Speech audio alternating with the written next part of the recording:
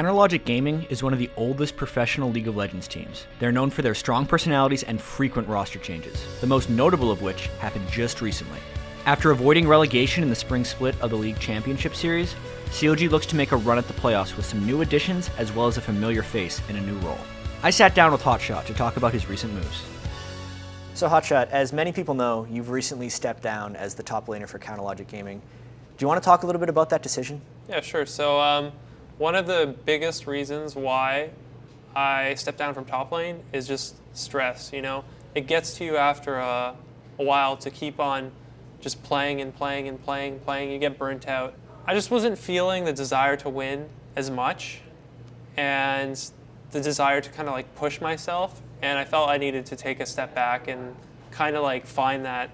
Talking to your team about kind of stepping down or even leaving the team is not an easy discussion. Do you want to talk to me about how that happened with your team when you announced to them that you were stepping down? It wasn't super shocking. I just talked to them and I was like, you know, guys, I'm just not that happy right now.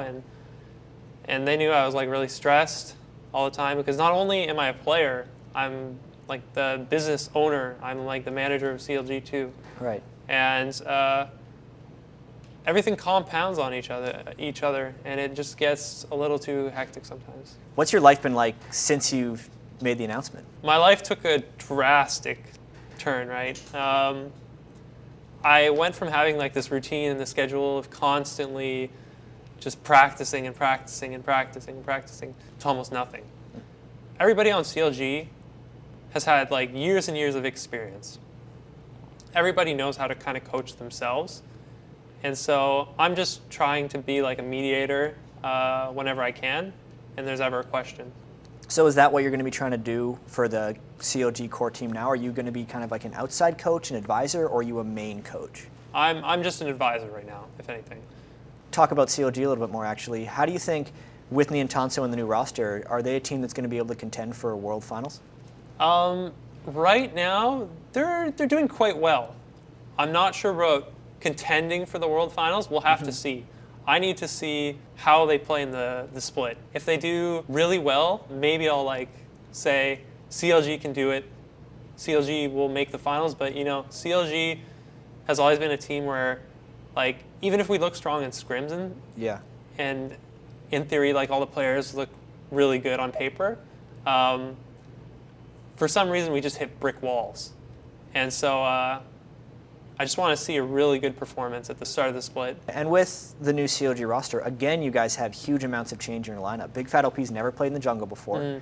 Niantanso's never played top lane. This is kind of a recurring thing for CLG, where as an organization, you guys think you can kind of build players. Do you want to talk about why you think that is? I think that we realized that once you're at the top level, you can pretty much play everything if your mechanics let you. Okay. You know, the transition from jungle to AD is a little bit more steep, and you know, jungle's not really an intensive mechanical role, and AD really is. So you can't make that transition that easy. But bottom is mechanically demanding, and top is mechanically demanding too. So it's not that big of a transition. Okay. As far as mid laner to jungle, you're going from mechanically demanding to not so mechanically demanding. So it's not that big of a deal. I think transitioning to AD is probably the hardest for people. So it sounds like you're going to be able to keep yourself pretty busy. I'm also prepping for something else. All right, what's that? I want to create a challenger team, and I'm scouting out players right now, seeing who's good and who's not good, and also who's dedicated and extremely serious about being on a professional team. And one of the things I want to do with this challenger team is find the right people that really want to succeed. When you created CLG Black, you look at the old roster of that team, and it's actually just littered with current LCS players. Zuna, Link, Psycho Sid, and Bloodwater. How do you evaluate talent in League of Legends when you're building a team? I think the most important quality is personality. And everybody has to want to win. Just the desire and the passion to win is by far the most important thing. I've talked to many players across the world, especially players from Azubu Frost. Yeah. And they told me that the most important thing, and they agree with me, is just the desire to win. It doesn't matter if this player is 1900 now. He can be anything that he puts himself to. With all the things you currently have going on, would you consider yourself a retired League of Legends pro player? I mean, right now I'm not going to claim I'm retired. There's still a part of me that's like uncertain. I think it's just a little bit of finding myself right now.